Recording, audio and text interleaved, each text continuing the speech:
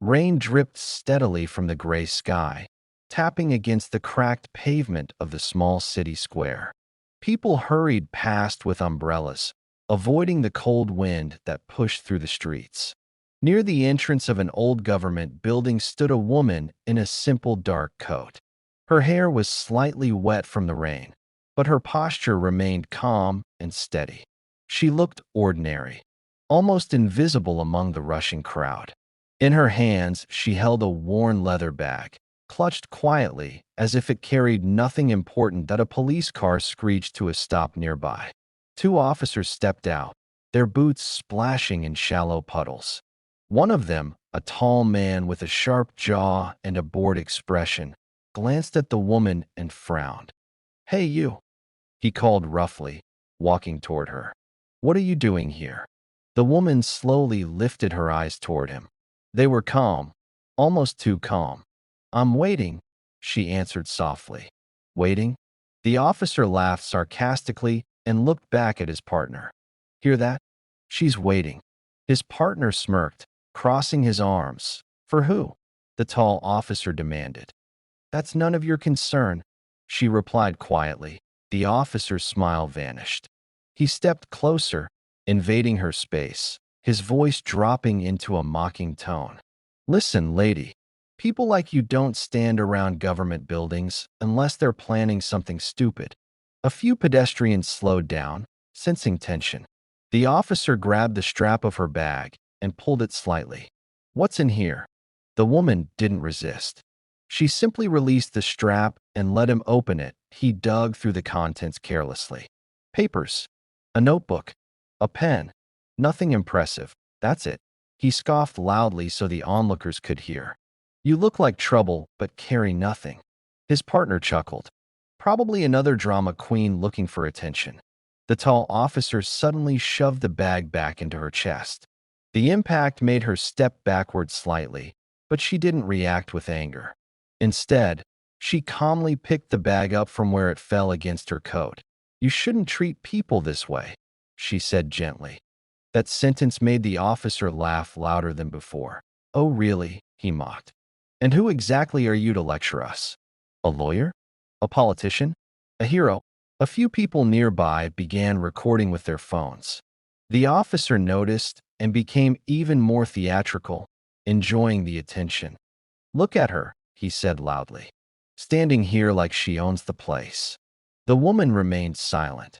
Her silence irritated him. He leaned closer and whispered harshly, "You think you're special?"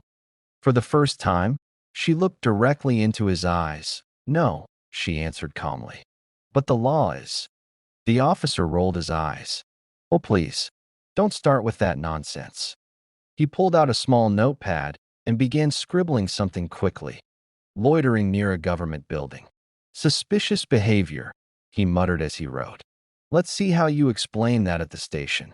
His partner grinned. "Yeah, that should teach her."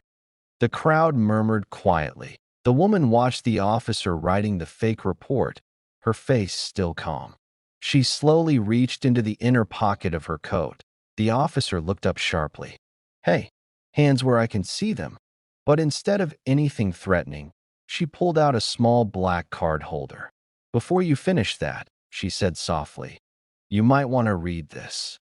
She handed him the card. The officer snatched it impatiently. "At first, his expression remained bored.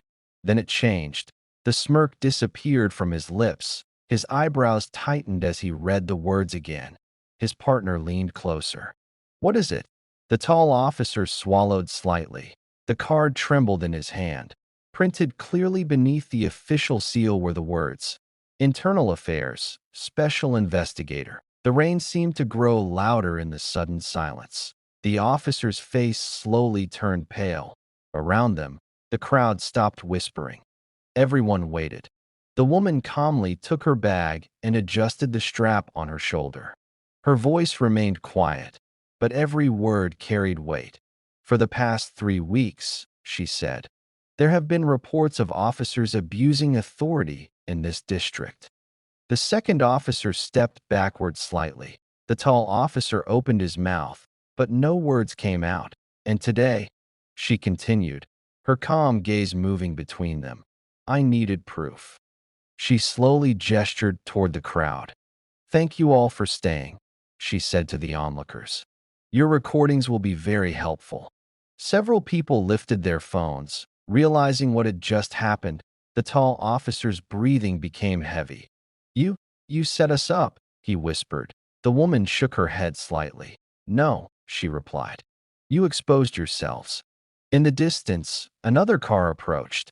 But it wasn't a police patrol. It was a black government vehicle. It stopped beside the square point. Two sharply dressed officials stepped out.